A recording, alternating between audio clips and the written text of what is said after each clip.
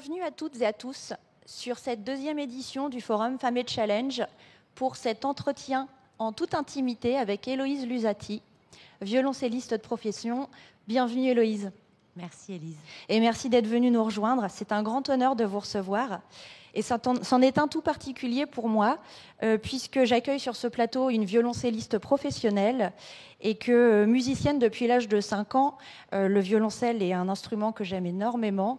Et quand on m'a dit que je serais celle qui pourrait vous interviewer, j'ai été extrêmement honorée de pouvoir le faire, parce que la musique est quelque chose d'essentiel dans la vie des hommes et des femmes. Et pourtant, je ne savais pas du tout ce à quoi j'allais m'attendre en vous écoutant. Et quand on s'est appelé, je pensais que nous allions parler de la difficulté que c'était d'être une femme dans l'univers de la musique, que je sais, pour le pratiquer, être un univers amateur, très féminin, mais professionnel, très masculin.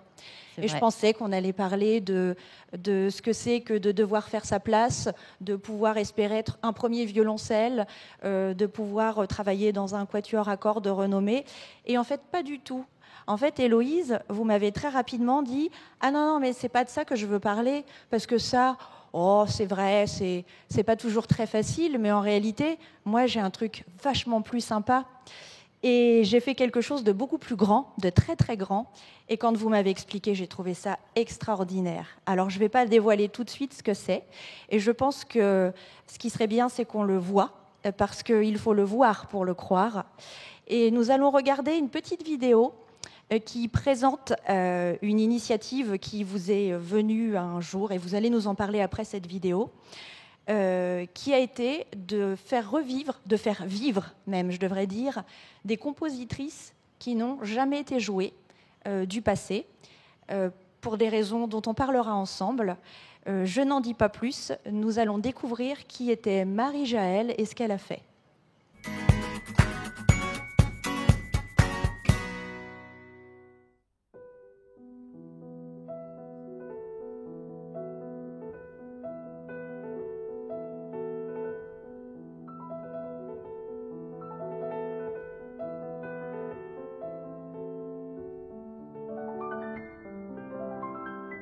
Je m'appelle Marie Jaël, je suis née le 17 août 1846 en Alsace.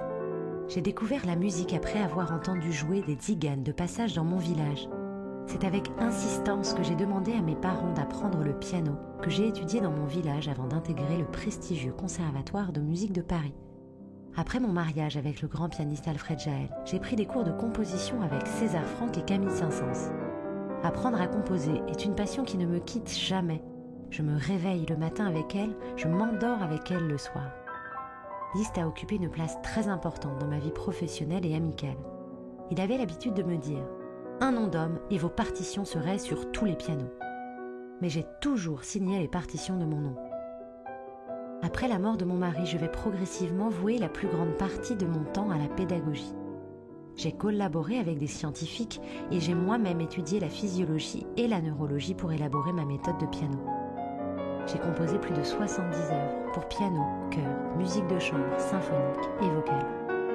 Ce quatuor avec piano est une de mes premières compositions, deuxième version d'une œuvre initialement composée pour quatuor à cordes.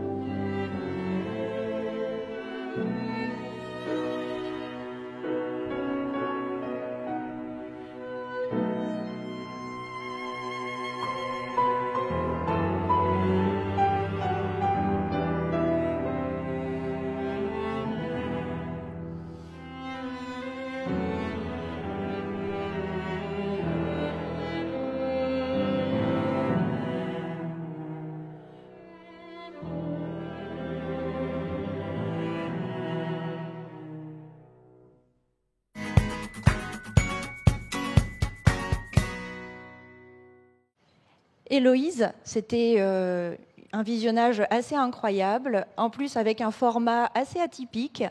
Racontez-nous comment vous est venue l'idée de faire naître des compositrices qui n'ont jamais existé.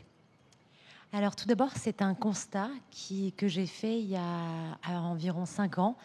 J'avais 30 ans, ça faisait 25 ans que je jouais du violoncelle. Et presque en me réveillant un matin, pas tout à fait mais presque, j'ai pris conscience que je n'avais jamais joué l'œuvre d'une femme, que je n'avais jamais étudié l'œuvre d'une femme et que je n'en voyais jamais programmée lors de concerts ou de manière tellement rare qu'en fait j'étais capable de citer une dizaine de compositrices par rapport à je ne sais pas combien de dizaines de compositeurs, ce qui est déjà pas mal hein, finalement une dizaine de compositrices par rapport à la moyenne générale. Et j'ai eu la sensation d'avoir été privée au départ un petit peu. Je me dis, c'est sentiment de privation. Et puis petit à petit, la curiosité est devenue de plus en plus intense. Et je me suis mise à faire de la recherche beaucoup. Et je me suis rendu compte qu'en fait, c'était une énorme privation. On est spoilé dans nos études musicales de cette partie-là, de l'histoire de la musique, pas forcément volontairement, mais par reproduction d'un schéma immuable depuis des générations, une histoire de la musique qui a été écrite globalement majoritairement par des hommes et qui ne fait pas de place aux compositrices du passé. Et le résultat de cette absence des femmes dans l'histoire de la musique, c'est qu'aujourd'hui, il y a 4% d'œuvres composées par des femmes qui sont programmées en France. C'est très, très, très peu. Alors, je vais être un petit peu provocatrice, mais est-ce qu'à un moment, vous ne vous êtes pas dit, finalement, peut-être qu'on n'a jamais joué de femmes parce que les œuvres n'étaient pas à la hauteur de ce que les hommes ont pu produire ? Alors, oui, effectivement, c'est provocateur, mais en même temps très juste, parce que c'est la première question, la première ou la deuxième, qui m'est toujours posée. Je crois qu'on croit tous à un moment ou à un autre que si on ne connaît pas quelque chose, c'est que c'est pas bien, en musique ou pour tout. La question, c'est quelle curiosité on a envie de développer pour se faire son propre avis. Et c'est ce que j'ai fait, et c'est ce que je continue de faire, pas seule d'ailleurs, entourée de plein de merveilleux musiciens. Cette démarche de recherche de partitions oubliées, de manuscrits, d'éditions, de premières éditions qui n'existent qu'en bibliothèque, que je scanne avec l'accord des bibliothèques, ou que je me fais envoyer aussi des scans de bibliothèques partout autour du monde. Et après, nous, on organise des lectures, on les lit, et on se fait cet avis de se dire est-ce que l'œuvre a été évincée justement ou injustement, et on ne fait pas de cadeau. Le pire, ce serait de programmer des femmes parce que c'est des femmes qui ont composé, mais c'est pas ça. Je programme des œuvres composées par des femmes parce qu'elles ont été évincées de l'histoire de la musique parce que signées par des femmes. Mais je ne joue pas tout et n'importe quoi juste parce qu'une femme l'a composé, ce serait terrible. Ce serait discriminant, ce serait pas pertinent, c'est pas la démarche. Donc on est très dur dans nos choix. Quelles œuvres on mérite. On essaye d'être intraitable. Et donc ça n'est pas parce que les œuvres sont de mauvaise qualité qu'elles ne sont pas jouées, clairement. C'est une évidence. Donc vous essayez d'apporter une analyse vraiment objective à vos découvertes. Et l'idée, c'est de se dire, tiens, cette composition est absolument magique et il est d'utilité publique que la Terre entière le sache et le découvre et en profite. Et alors justement, en quoi il consiste ce travail de recherche ? Parce que autant à notre époque contemporaine, je pense que c'est assez facile d'aller trouver des compositrices qui ont peut-être un peu de mal à émerger, surtout avec les outils numériques. Mais au XVIIe ou XVIIIe siècle, le digital était un non-sujet. Donc j'imagine que le travail de recherche doit être très compliqué. C'est comme une grande enquête. Moi, je le vis comme un jeu. Parfois, j'ai la main chanceuse. Parfois, une partition, j'ai mis 4 ans à la retrouver. Elle était considérée comme perdue. Alors, j'ai fini par me dire qu'elle était vraiment perdue. Puis, une fois, en demandant à un monsieur qui habitait au Canada, qui était spécialiste d'un truc qui avait un peu à voir, je lui ai posé la question. Il m'a dit « Ah, mais oui, c'est dans une bibliothèque en Pologne. » Puis voilà, au bout de 4 ans, je l'ai retrouvée. Et puis, il y a des fois où j'ai la main extrêmement chanceuse. C'est une histoire que j'aime beaucoup autour d'une compositrice pour laquelle j'ai une très grande affection qui s'appelle Clémence de Grandval, compositrice du 19e siècle. J'ai commencé à faire des recherches sur cette compositrice et je trouvais rien. Il n'y a pas de bouquin, quasiment aucune de ses œuvres n'est enregistrée. Et en même temps, tout ce que je lisais, tous les articles d'époque, alors il y a quand même des outils numériques aujourd'hui qui ont mis en ligne, par exemple, tous les articles du 19e siècle sont en ligne sur Gallica, sur le site de la Bibliothèque nationale de France, et permettre en fait de se rendre compte de qui étaient ces femmes. On voit bien qu'elles étaient jouées, connues, soutenues. Elles n'étaient pas invisibles du tout, en tout cas pas toutes, et celles qui ne l'étaient pas sont devenues totalement invisibles aujourd'hui. Et je me dis, c'est incroyable, cette compositrice, on dirait vraiment... c'était une star à son époque. Elle est où? Il n'y a pas un livre sur elle. Il n'y a pas un livre. On ne sait pas exactement ce qu'elle a écrit. On ne sait pas exactement sa vie. Et puis, j'ai commencé à lire des lettres qu'elle avait échangées avec un autre compositeur. Puis je me suis dit, ah tiens, c'est marrant, elle a habité à tel endroit. Puis je me dis, tiens, je vais voir s'il n'y a pas des descendants qui y vivent. Et puis petit à petit, mais ça s'est fait assez vite. Je suis tombée sur un mail des gens qui y vivaient. Je leur ai envoyé un mail. Je suis tombée sur une dame incroyable qui m'a répondu, mais oui, on est la descendance par alliance, son mari est descendant de Clémence de Grandval. Et la semaine d'après, elle m'a invitée chez elle à me montrer toutes les photos plus belles les unes que les autres de cette compositrice incroyable, me parler de sa vie, me montrer les lettres, et c'est devenu une amie en un temps record. Donc là, j'ai eu la main super chanceuse. Voilà. Ça doit être génial de découvrir quelqu'un qui n'est plus là, qui vit à travers ses arrière petits-enfants, qui a touché son monde à une époque. Comment est-ce que vous expliquez, Héloïse, que ces femmes, elles étaient oubliées? Alors, il y a plusieurs explications. La première, je vais vous donner un exemple très concret. Un autre nom de compositrice, comme ça je vous en aurais dit plein comme ça discrètement pendant l'entretien, Louise Farinck, une autre compositrice française du 19e siècle. Il est écrit dans le dictionnaire universel 10 ans avant sa mort, peu ou prou, peut-être c'était 8, mais peu importe, qu'on lui promet un brillant avenir dans l'histoire de la musique en tant que compositeur. Compositrice n'était pas un mot appliqué pour les femmes à cette époque-là. Et 4 ans après sa mort, dans le dictionnaire, il n'est plus écrit que professeur au Conservatoire de Paris. Donc il a suffi de 4 ans pour que Louise Farinck disparaisse de l'histoire de la musique. J'exagère un peu, mais pas tant que ça. En fait, je pense que quand les femmes ne sont pas là pour défendre, ne sont plus là pour défendre leur travail, en fait, leur travail disparaît assez rapidement. Et c'est le cas de Louise Farinck, mais c'est le cas de beaucoup d'entre elles. Et en fait, quand on lit leur correspondance, quand on découvre leur vie, on se rend compte que ça a été, même si elles étaient connues, c'était quand même une souffrance d'être une femme. Ça l'est toujours d'ailleurs. Quand je pense que être créatrice aujourd'hui, peu importe le milieu culturel, ça reste un challenge. Les chiffres sont terribles. Absolument. Et ce qui est complètement paradoxal, c'est qu'à contrario, beaucoup d'artistes, peut-être modérément connus de leur vivant, sont tombés dans la gloire en mourant. Et c'est presque le phénomène inverse qui se fait avec les femmes. On a de grands compositeurs hommes qui étaient connus de leur temps, mais qui sont devenus reconnus comme des compositeurs qui ont énormément marqué l'histoire a posteriori, et de nombreuses années après, et ce qui est visiblement l'inverse avec les femmes. Est-ce que c'était un contexte de société? Difficile de faire des généralités. En fait, tous les cas de figure existent. Il y a eu effectivement, en fait, les deux cas de figure. Il y a 3 cas de figure qui existent. Il y a des compositeurs très connus à leur époque qui sont complètement tombés dans l'oubli aujourd'hui. Il y a des compositeurs. En fait, tous les cas de figure existent. Ce qui est sûr, c'est que pour les femmes, elles ont toutes disparu. Voilà. Ça a le mérite d'être clair.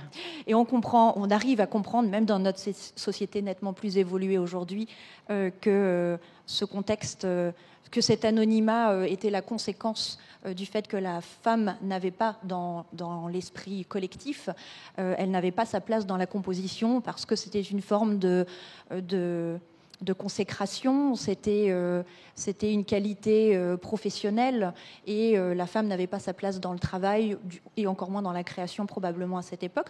Aujourd'hui, la femme a nettement plus sa place, et pourtant, moi-même musicienne, et j'écoute autant du registre passé que du registre contemporain, quand vous m'avez posé la question en me disant « Élise, citez-moi 5 compositrices », malgré mon niveau de connaissance, j'ai été incapable d'en citer même une, qu'elle soit passée ou présente. Et j'ai fait ce constat de façon assez grave. Et je me dis, on n'en parle pas plus aujourd'hui dans une société où la création doit visiblement laisser plus de place à la femme, et pourtant ça n'est toujours pas le cas. C'est très compliqué. Malheureusement, il y a un énorme... C'est des schémas à déconstruire. Aujourd'hui, si on prend les chiffres actuels, il y avait plus de compositrices au 19e siècle qu'aujourd'hui. Mais la musique classique était la seule musique, ce qui n'est pas le cas aujourd'hui. Donc c'est difficile de faire des parallèles. Mais tout de même, il y avait beaucoup de compositrices au 19e siècle. Et avant aussi, il y en a toujours eu depuis le Moyen-Âge. Si on imagine avec ces 4%, dans un siècle, ce sera toujours pareil. C'est-à-dire que le peu de compositrices d'aujourd'hui, en fait, c'est un schéma il n'y a aucune raison que ça ne se reproduise pas immuablement. Plutôt que d'aller avoir un esprit revanchard, de se dire qu'est-ce qui a été mal fait, etc. Qu'est-ce qu'on peut faire pour que ça évolue, pour que ça change, pour qu'il y ait de la place dans l'inconscient collectif, dans la culture générale, en fait, de la population, pour ces femmes créatrices, mais pas que pour les compositrices. Moi, je suis persuadée, c'est mon sujet que je maîtrise, et je ne suis pas spécialiste en littérature ou en poésie ou en dessin, mais je suis persuadée que ce combat de vouloir faire que les femmes réintègrent une place légitime dans la création artistique, en fait, il est universel. Il s'adresse pas, dans mon cas, ça ne s'adresse pas qu'à des mélomanes, pardon. J'ai énormément de soin à rendre mes actions et ce que je propose accessible à n'importe qui. D'un enfant de 6 ans, mon fils est premier fan de ce que je lui propose comme contenu, à n'importe quel âge et à n'importe qui, parce qu'en fait, c'est universel. On a tous et toutes été spoilés de cette culture de côté des hommes et des femmes, et la partie femme manque cruellement pour tout, mais même dans l'histoire, en cours d'histoire au collège, c'est pareil en fait. Elles ont été évincées de l'histoire. Donc je pense que c'est un message pour moi qui est absolument destiné à tout le monde. Alors justement, vous m'offrez là, Héloïse, une transition absolument exceptionnelle pour qu'on parle un petit peu plus de votre entreprise. Parce qu'il vous est venu donc cette idée, à l'issue de ce constat affligeant, de se dire il faut que je fasse quelque chose, mais par contre je veux frapper les esprits, et vous m'avez dit je veux agir grand, je veux faire quelque chose qui soit entendu et qui soit accessible à tous. Expliquez-nous un petit peu plus en quoi consiste ce projet. Alors, j'ai créé il y a quelques mois, c'est très récent en fait, une association qui s'appelle Elle Creative Woman, avec Charlotte Bartissol, qui est ma coéquipière de réflexion sur toutes ces questions. Ma réflexion, ça a été de me dire quelles actions je peux mettre très rapidement, forte de toute ma réflexion, de mes recherches, que je n'arrête jamais d'ailleurs, hein, c'est vraiment le nerf de la guerre. Qu'est-ce que je peux faire concrètement ? Donc, j'ai créé en collaboration avec Lou Brault et le château de Rosa Bonheur qui était une grande peintre du 19e siècle, un festival cet été qui a réuni une 50aine de musiciens de très haute volée pour une 20aine de concerts, ce qui n'était pas rien dans le contexte actuel.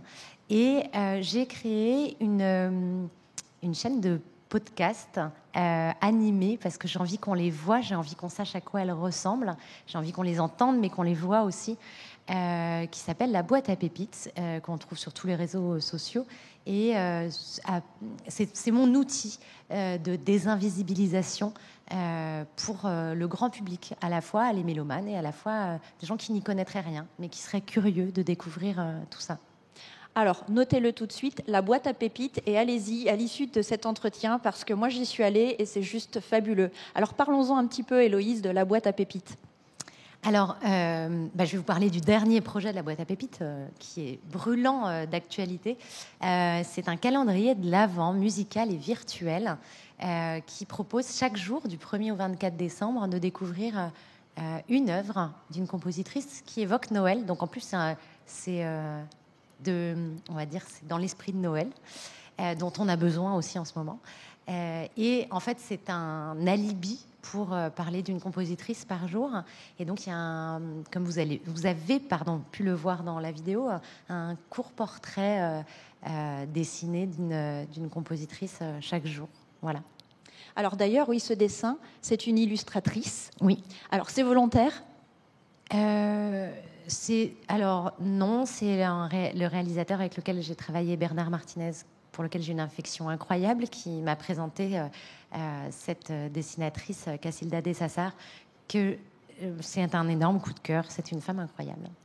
C'est vrai que c'est très poétique et il y a quelque chose, comme je vous l'ai dit, d'assez enfantin qui permet de présenter cette compositrice de façon à la fois assez simple et à la fois assez complète, ce qui permet autant à un enfant qu'à un adulte de comprendre qui était cette femme, pourquoi elle faisait de la musique, pourquoi elle n'a pas été jouée, et de donner l'opportunité de pouvoir l'écouter. Moi, ce que j'ai écouté est absolument incroyable. Et je pense que sans aucun a priori, en me disant c'est un compositeur ou une compositrice, écouter de façon neutre, j'aurais été bien incapable de dire si ça avait été composé par un homme ou par une femme. Et en réalité, on ne devrait même pas avoir à se poser la question. Le génie n'a pas de sexe. Exactement. Et de pouvoir proposer ces œuvres assez intimistes en plus, mais très accessibles et d'une très grande créativité et sensibilité, c'est d'intérêt public. Et justement, c'est quelque chose sur lequel vous avez beaucoup insisté quand on a échangé ensemble, c'est de dire je veux en parler le plus largement possible et je veux que... Vous avez employé le mot médiation pour dire je veux que mon message il soit audible au plus grand nombre parce que la musique déjà classique n'est pas l'apanage de mélomanes, comme vous l'avez souligné très justement tout à l'heure. Et on y trouve énormément de ressources. Et quelque part, en le rendant public et facile à comprendre, c'est permettre l'ouverture de ces musiques vers le plus grand nombre. Parlez-moi un petit peu plus de cette médiation, parce que je crois que c'est quelque chose qui vous tient vraiment à cœur. Oui, tout à fait. Je vais me répéter du coup un tout petit peu. C'est vrai que je pense que ce travail est d'intérêt public et général et qu'il se doit de s'adresser à tout le monde. Si on reste dans notre petit vase clos de musiciens et notre immense bonheur de lire de la musique, c'est très émouvant. Cette pièce de Marie-Jaëlle que vous avez entendue dans la vidéo, c'est un manuscrit qui m'a été confié, entre guillemets, par la BNU de Strasbourg. Ça n'a jamais été enregistré, ça n'est pas édité. Donc c'est une découverte d'une très grande compositrice du 19e siècle, qui est Marie-Jaëlle. Et c'était illisible, clairement, le manuscrit. On pouvait à peine...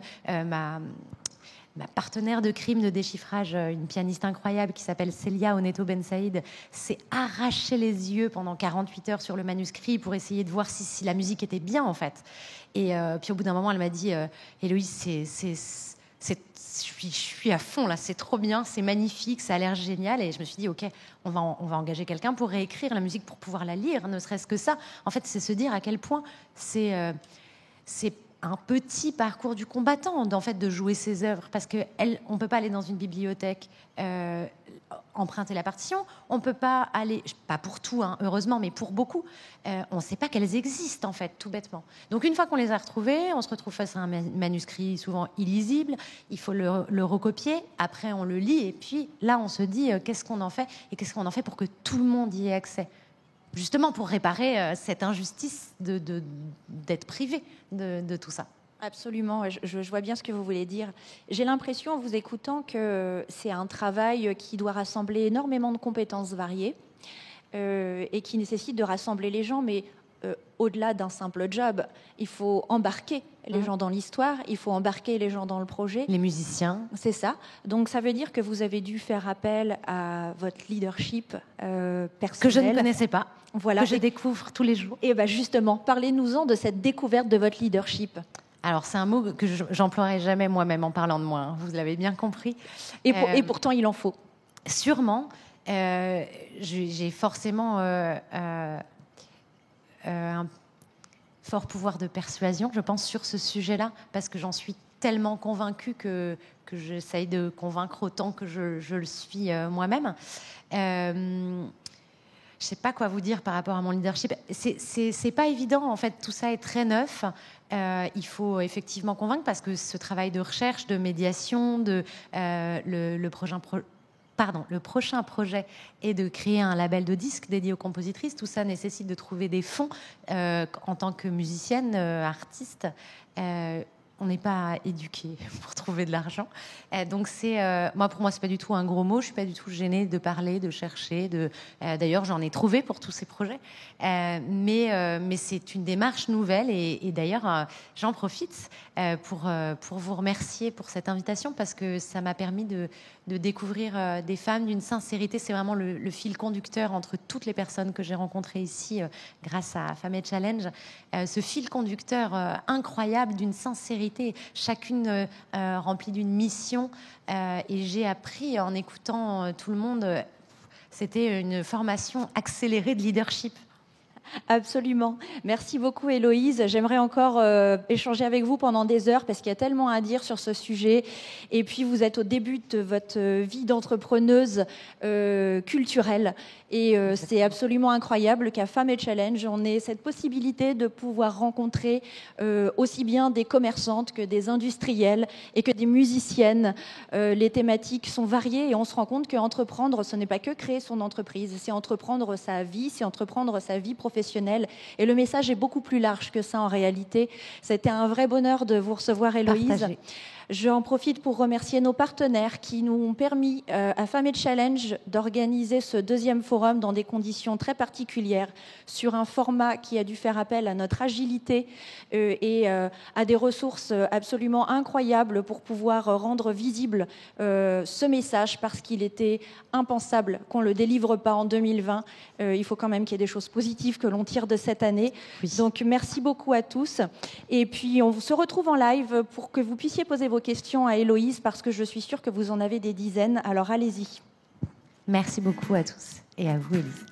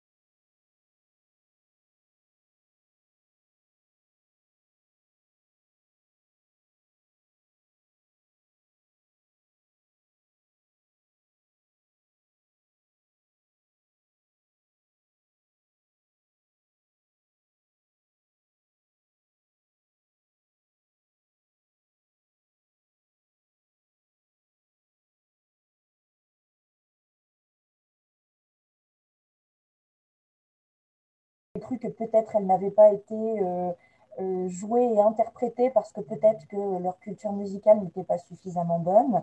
Euh, on, eh bien, en fait, non, pas du tout, c'est juste fabuleux. Et donc, du coup, on se pose tous la question, et j'ai reçu plusieurs questions sur ce thème-là. Héloïse, est-ce qu'il y a vraiment une touche féminine dans ces compositions? Est-ce que j'ai bien compris la question? C'est-à-dire, est-ce qu'il y a un signe que c'est une femme qui l'a écrit quand on écoute?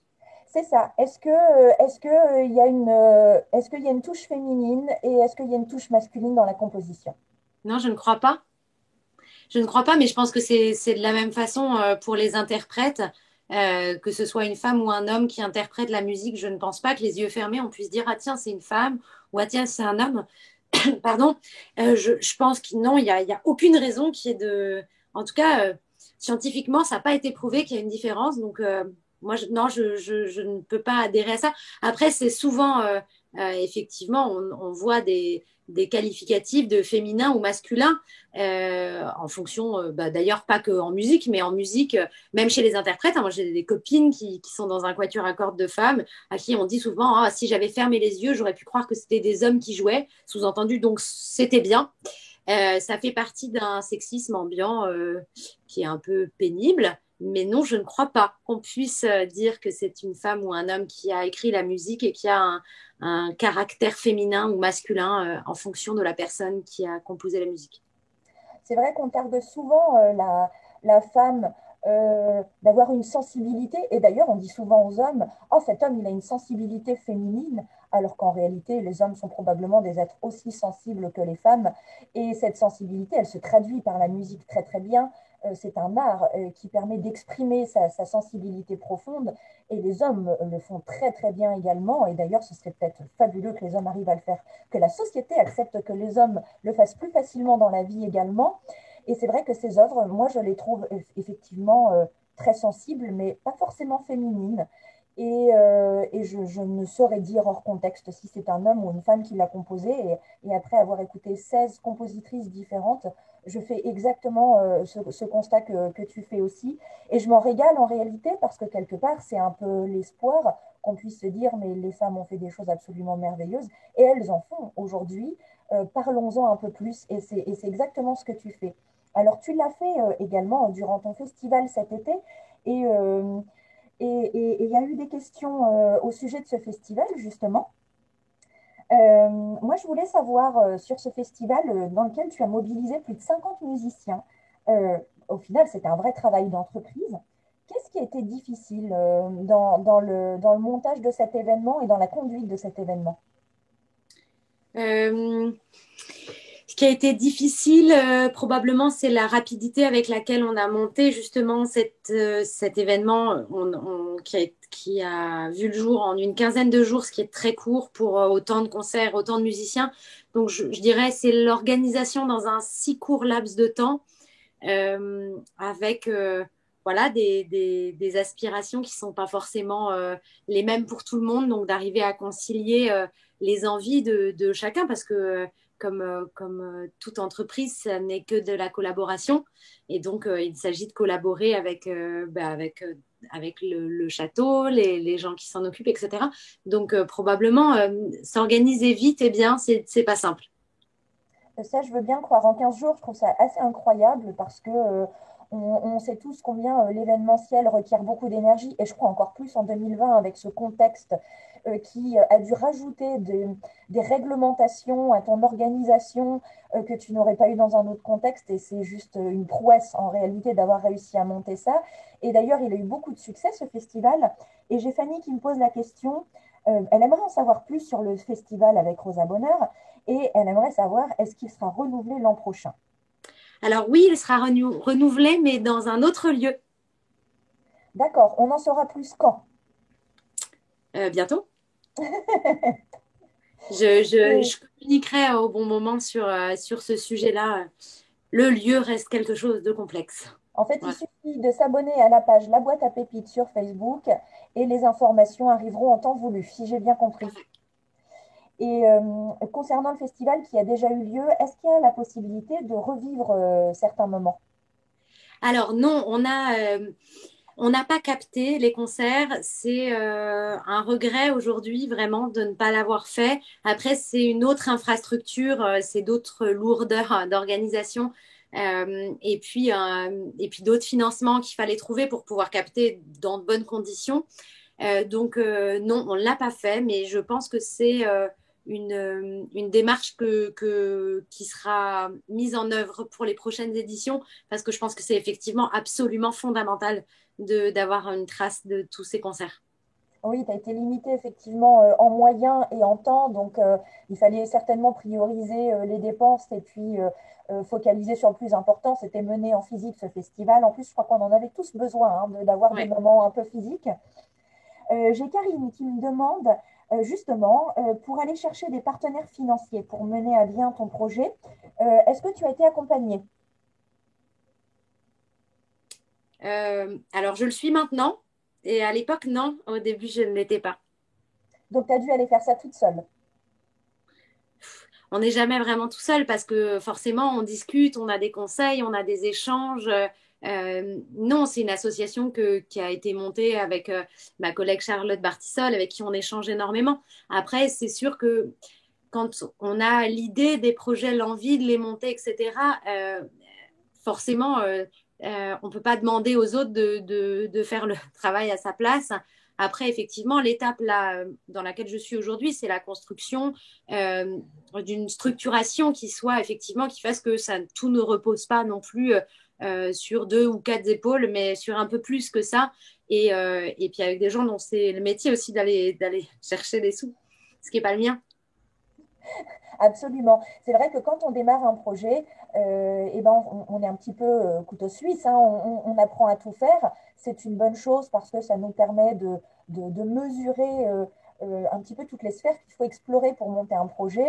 Et puis, il arrive un moment où, quand la collaboration est fructueuse, on arrive à franchir les étapes de délégation et puis de faire confiance aux gens desquels on s'est entouré pour pouvoir permettre à ceux dont c'est le métier de s'en emparer, puis de pouvoir aller plus loin et de franchir des caps après, effectivement, et de pouvoir se dire, eh ben, cette année, on finance du son et de l'image pour pouvoir revisualiser ce festival en digital, parce que le digital, on a bien compris cette année que c'était un enjeu pour 2021, et on a tous appris que même si on avait besoin de contact physique, le digital maintenant est une forme d'incontournable dans notre façon de fonctionner et ça va bouleverser notre monde probablement. Et la musique s'y prête plutôt bien aussi quand même, même si aller écouter en live n'est absolument pas remplaçable, on est bien Non, d'accord. ça c'est sûr. On me pose comme question Cécile qui me dit Héloïse, ta passion c'est ton métier. N'est-ce pas difficile de rester passionné, notamment quand il faut traverser des moments difficiles? Non, je ne crois pas que ce soit difficile de rester passionné. Je pense que c'est la curiosité et l'envie, ça reste le ciment euh, de ce type de métier. Bien sûr qu'il y a des moments difficiles. Je pense que la plus grande difficulté, c'est finalement cette jonction entre vie professionnelle et l'humain. C'est tellement serré. Il y a très peu de frontières et donc les plus grandes déceptions sont souvent humaines. Et je pense que c'est la plus grande difficulté d'un métier passion, c'est les relations humaines, en fait, les déceptions qu'on peut avoir qui peuvent être très profondes. Justement, tu as un exemple à nous citer ou pour illustrer ton propos, sans vouloir rentrer dans des détails, mais, euh, mais Non, je crois pas. C'est pas utile de rentrer dans le détail enfin, de manière générale, on va dire. J'ai pas forcément un exemple précis là à citer, mais euh, c'est forcément tout ne fonctionne qu'à la collaboration. C'est-à-dire qu'un musicien tout seul dans sa chambre ne fait rien. Euh, Monter un projet comme celui-là, c'est savoir s'entourer, pouvoir faire confiance, se reposer, que chacun trouve sa place de manière harmonieuse. Et c'est pas toujours évident. Donc forcément, il y a des déceptions sur le chemin, mais je pense que comme tout projet qui se structure et qui avance, et là dans le cas de ce projet que je mène, qui avance vite, c'est forcément compliqué humainement, parce qu'aussi on est tous passionnés par ce qu'on fait, et ça, voilà. Je pense que cette jonction entre passion et qualité humaine, c'est complexe. Oui, oui, bien sûr. D'autant plus que c'est un milieu, comme tu l'as souligné, tu engages des gens qui sont probablement autant passionnés que toi. Et parce que c'est un métier de passion. On ne peut pas être musicien professionnel sans être un amoureux de la musique, c'est juste pas possible. Et moi qui suis une industrielle, effectivement, j'ai pas, même si j'adore mon métier, je ne le vis pas comme une passion intime, je le vis comme une passion professionnelle. Et moi, j'ai l'habitude de collaborer avec des gens où justement on apprend à dépassionner les relations pour faciliter la collaboration. Et c'est pour ça que je trouve assez stupéfiant d'arriver à faire collaborer des gens qui sont tous animés par le feu au fond d'eux-mêmes, parce que c'est très difficile à guider en réalité. Il n'y a rien de plus simple que d'emmener une équipe qui travaille de façon organisée et dépassionnée, et c'est beaucoup plus difficile d'emmener. Et donc, on les emmène à la fois par la passion, et parce que c'est indispensable si tu ne l'es pas, et à la fois, il faut conduire un projet structuré avec des deadlines, avec un plan de financement malgré tout, parce que l'argent ne tombe pas naturellement, ça je pense que tu as Non, pu le constater, là, je et suis qu'il bien faut aller le d'accord. chercher, qu'il faut aller le transpirer, et qu'il faut bien le dépenser. Euh, et tout ça, ça nécessite de maîtriser son budget. Donc en réalité, il faut garder la tête bien froide, tout en ayant le cœur bien chaud. Et je pense que cette alchimie doit être très difficile à trouver. Et dans tout ça, en plus, tu as ta vie personnelle à mener. Tout à Voilà, fait. Mais comme nous toutes et nous tous, hein. bien sûr, absolument, absolument. Mais trouver toute cette alchimie, c'est quelque chose d'assez compliqué. Est-ce que c'est quelque chose dont tu penses avoir vraiment beaucoup grandi ou en réalité tu l'avais déjà en toi? Je pense que je grandis tous les jours, chaque minute de chaque journée, et qu'il y a encore énormément de parcours à faire pour la trouver, cette alchimie. Elle est effectivement, comme tu le dis, très, très complexe. Et non, je ne peux pas dire là, aujourd'hui, à 35 ans, j'ai trouvé l'équilibre parfait entre tout. Non, je ne pense pas. Je pense que je le cherche, comme probablement tout le monde, j'imagine. Mais effectivement, je suis d'accord, cette alchimie est complexe, et l'absence de frontières dans ces métiers artistiques est à la fois merveilleuse, parce que les partenaires avec lesquels on travaille, enfin les collègues avec lesquels on travaille sont forcément des gens avec lesquels on partage des choses qui sont très proches, très intimes, très, très sensibles. Et c'est aussi ça qui est beau, mais du coup, c'est aussi ça qui est dur parfois. C'est clair, oui, oui, je vois très bien ce que tu veux dire. J'ai une question de Linda qui dit la musique n'a pas de genre, mais comment arriver à se démarquer en tant que femme pour ne pas se faire oublier dans les prochaines années? Je pense réhabiliter si on parle des compositrices, Oui, je pense réhabiliter celles du passé. C'est-à-dire, plus il y aura de modèles qui sont inspirants, et puis qui se mettent dans je sais pas comment dire, qui s'infiltrent en fait dans notre inconscient. Plus il y aura de modèles recréés, de femmes ça va devenir, j'espère, un jour une évidence, qu'on connaîtra, que même les cours d'histoire à l'école, on parlera aussi de grandes femmes, pas que de grands hommes. Je pense qu'il y aura des modèles pour se projeter. Pour moi, la, il n'y a sûrement pas une solution, mais c'est la plus urgente, qui est de réhabiliter les femmes du passé, oui, autant dans la musique que dans tous les partout. secteurs, effectivement, qu'ils soient créatifs ou historiques, et d'arriver Et dans les à- sciences, c'est pareil. absolument, bien sûr, on a tous besoin d'être guidés par des modèles et d'avoir une forme de reconnaissance. On a tout été, moi-même, j'ai été inspirée par des femmes. J'ai eu la chance de les avoir dans mon entourage personnel. Mais c'est très clairement ce qui m'a permis d'oser et d'avoir de l'audace, parce que elles ont rendu évident et accessible cette capacité à faire des choses que j'aurais pu penser inaccessibles pour une femme, parce qu'on a des pensées limitantes qui sont le fruit de notre instruction et de la société dans laquelle on vit en général d'ailleurs. Et là, de pouvoir être inspirée par des femmes, moi, m'a permis de passer outre et de me dire, eh bien, elles ont pu, donc peut-être que je peux. Et de réhabiliter ces compositrices, effectivement, est une façon, je crois, très intelligente de pouvoir donner envie aux petites filles d'aujourd'hui de devenir les compositrices de demain. Et, et que peut-être dans 100, 150 ans, notre société est suffisamment évoluée pour que être une compositrice ne soit plus un statut. Oh, Du ben, moins, j'espère avant ça, dites donc quand même, c'est dans trop longtemps, 150 ans là. eh bien, écoute, si tu as l'ambition que ça aille plus vite, moi, je te suis parce que forcément, c'est quelque chose que j'espère pour mes propres enfants. Donc, oui, oui, j'espère que notre société ira vite, mais on sait tous que pour faire évoluer les pensées, le temps, l'évolution des mœurs est un vrai sujet. Je pense J'ai qu'il y a aussi, pardon, dit je non, pense non, que non, vas-y, je t'en prie. pour rebondir sur ce que tu disais, je pense qu'il y a aussi toute une partie. Faut pas s'imaginer, c'est juste les mentalités qui changent en fait toutes seules. C'est-à-dire qu'il y a un moment, c'est aussi des prises de position. C'est-à-dire que oui, pour faire cette recherche-là, pour développer un label de disque qui ne propose que de la musique composée par des femmes, etc. Tout ça, ça veut dire qu'il y a des gens qui croient au point de soutenir financièrement ce type de démarche. C'est qu'en fait, c'est pas les mentalités, elles changeront pas toutes seules. Et en fait, plus il y aura de gens convaincus par l'importance de soutenir ce type de le mien ou celui de d'autres voilà, il y a heureusement plein d'autres gens qui mènent des recherches qui sont fondamentales. Plus il y aura de gens qui vont soutenir ces démarches-là, plus en fait assez rapidement ça pourrait être un non-sujet. En fait, il faut le souhaiter assez rapidement, mais ça se fait, les mentalités changent pas toutes seules.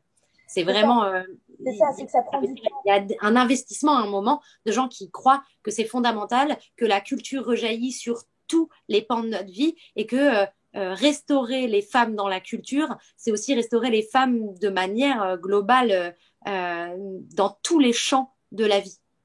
Bien sûr, parce que nos enfants ont des aspirations et que ces aspirations, ils vont les chercher dans ce qui les nourrit et qui est très intime et personnel.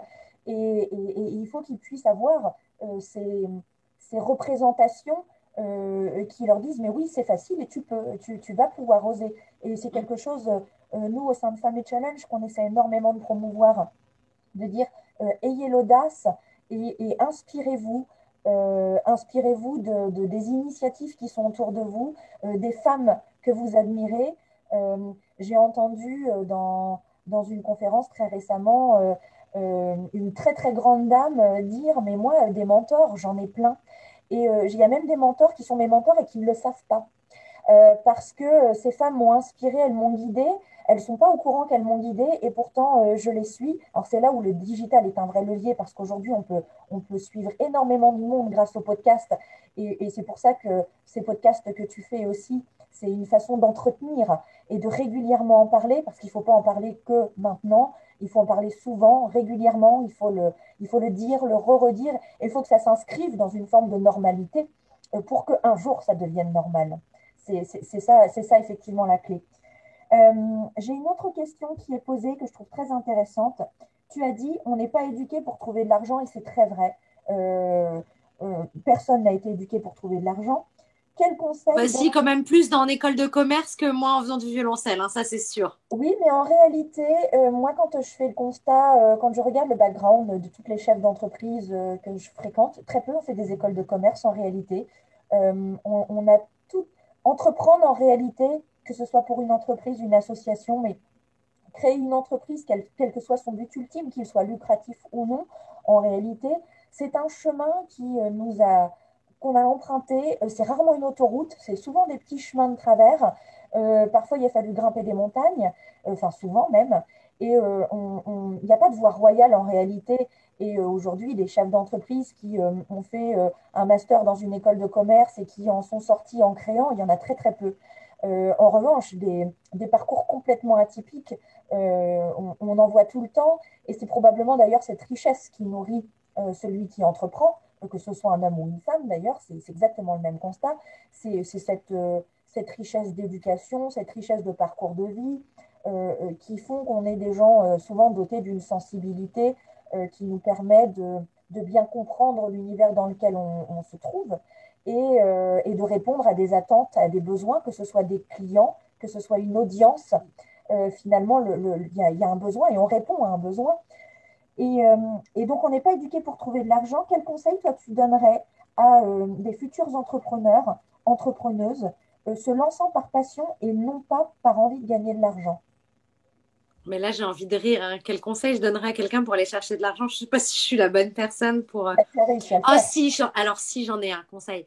Je pense vraiment que quand on est convaincu par ce qu'on fait et par ce qui nous guide dans la vie, on peut convaincre les autres de croire en ce qu'on croit. Voilà. C'est mon seul conseil, je crois. D'être tellement convaincu qu'on peut convaincre. Donc, en réalité, c'est d'exprimer avec passion son projet et de le transmettre, finalement, pour arriver à embarquer son financeur dans le projet. Je pense que d'être convaincu qu'il est indispensable aussi, peut-être. Et comment tu as fait? Parce que toi, ton projet, il n'est pas simple parce que tu offres en contrepartie de la culture. Donc, certes, une visibilité, mais pour un financeur, c'est pas forcément toujours. On ne parle pas de ROI dans ces cas-là, hein, de retour sur investissement, Ah non, il mais n'y en a pas. il y en a. D'ailleurs, je ne cherche pas d'investisseurs, hein, que ce soit clair. Moi, c'est clairement, c'est clairement du mécénat, hein. Il n'y a rien de lucratif dans cette démarche à moins que quelqu'un m'entende et veuille me mentorer pour m'expliquer que c'est un projet qui peut générer. Mais je suis même pas sûre. En fait, c'est même pas ma démarche. Je pense que fondamentalement, l'idée, c'est vraiment de se dire que c'est d'intérêt général et qu'en fait, non, ça ne génère pas d'argent et c'est ce que ça transmet, l'importance du sujet et sa portée qui fait qu'en fait, oui, ça, c'est un retour sur investissement, mais pas vraiment d'ordre pécunier. Non, c'est un retour sur investissement sociétal, en réalité. Tout à fait. J'ai une dernière question qu'on me pose, qui est, y a-t-il des réseaux féminins dans la musique?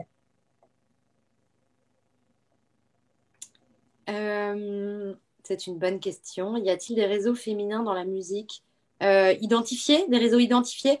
Alors, oui, que toi tu aurais identifié ou qui sont existants et dont tu aurais eu connaissance. Je dirais plutôt non que oui, un peu peut-être. On essaye, je dirais de manière un peu officieuse. De plus en plus, on se serre les coudes quand même entre nous. Après, c'est pas toujours le cas non plus, hein. Mais ça, c'est pareil dans tous les milieux.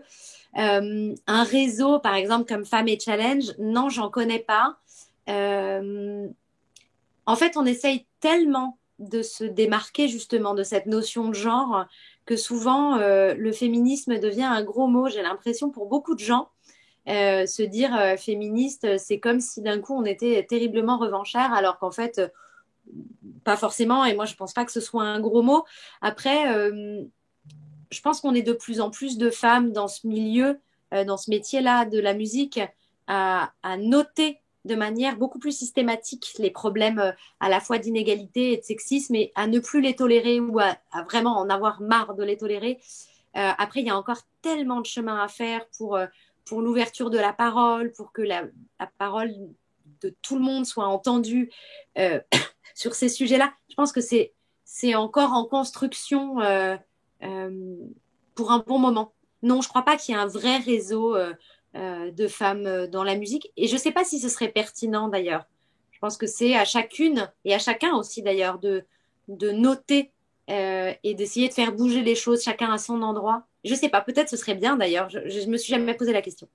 C'est un sujet très complexe, effectivement, parce qu'on a toujours peur d'être clivant quand on crée un réseau, quel qu'il soit, qui est dédié à la promotion de la femme.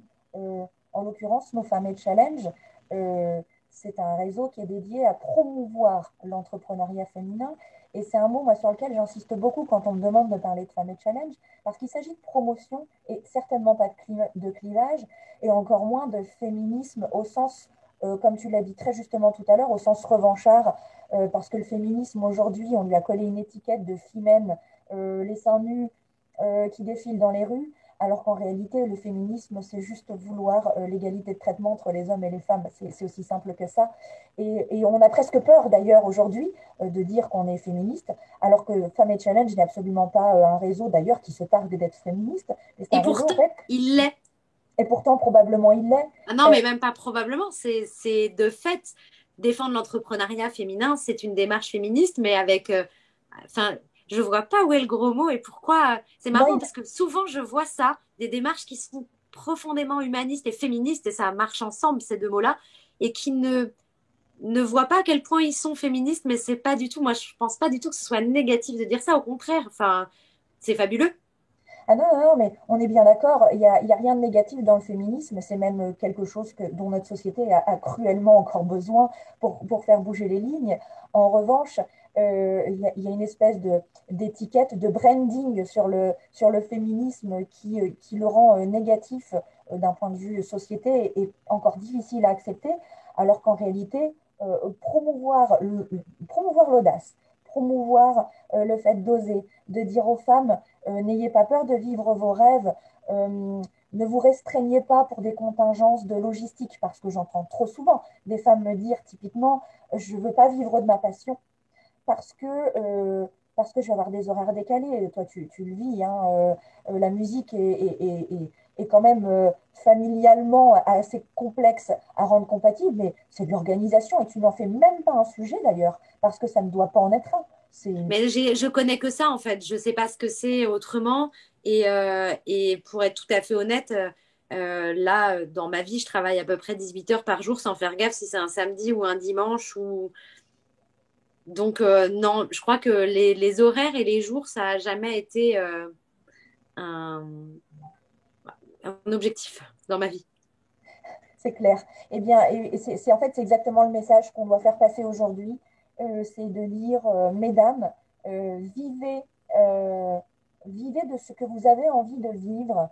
Euh, Osez devenir indépendante, osez monter votre boîte, osez monter un projet même associatif, local, territorial, national, mondial, peu importe. Mais s'il y a quelque chose qui doit être créé, créez-le, n'ayez pas peur, parce que vous allez vous entourer des bonnes personnes, parce qu'il existe des réseaux pour vous accompagner, parce qu'il existe des parrains et des marraines, des mentors pour vous conseiller, parce qu'il y aura toujours des gens pour vous dire, oh, moi, ton projet, je le trouve génial, quel qu'il soit, et je vais t'aider. Et une fois qu'on a embrayé la première, après, on ne se rend même pas compte, mais on est à 180 sur l'autoroute. Et c'est juste génial parce qu'on regarde en arrière et on réalise on a embarqué des gens dans notre projet, on les a emmenés, on fait un truc qu'on adore et comme tu dis, du coup on en arrive à bosser 18 heures par jour sans s'en rendre compte parce que en réalité c'est tellement de plaisir qu'on ne fait plus trop la différence et on le vit pas mal. D'ailleurs, on le vit même très très bien parce que c'est de la passion, parce qu'on a un quotidien qui est d'une richesse incroyable, on rencontre plein de gens, on développe un réseau, la force du réseau, c'est juste incroyable. On en a parlé hier avec Family Challenge, c'est quelque chose d'assez extraordinaire et de pouvoir avancer et de monter les petites briques les unes après les autres et de constater qu'on a bâti une maison, ben, c'est une image, c'est assez extraordinaire. Héloïse, j'ai été absolument enchantée de faire ta connaissance. Aussi. Euh, je crois qu'on te voit normalement prochainement au Havre. Ah oui, Oui, oui, oui, oui, mais sur un tout autre sujet. voilà, mais pour de la musique. Et Ah, bah ça, on sait même pas en fait si on va pouvoir continuer à faire des concerts. Donc, faudrait même pas le dire. Ça, c'est devenu on l'espère. exceptionnel de faire un concert. On l'espère de tout cœur, on le souhaite de tout Aussi. cœur. Voilà, si ce qui doit être programmé peut être mis en œuvre en 2021, on communiquera sur ta venue et les femmes et challenge viendront t'écouter avec grand plaisir. Mais en tout cas, pour ma part, c'était un grand bonheur de te rencontrer et je continue à te suivre sur la boîte à pépites et à continuer à Merci. enquêter tous les matins pour savoir mais qui est cette compositrice que nous allons découvrir ce soir. Je Merci suis Héloïse. sûre que tu en trouveras une d'ici le Oh, 24 décembre. je ne désespère pas, j'ai jusqu'au 24 décembre. Merci beaucoup, Héloïse. Merci, Elise. À bientôt. À bientôt.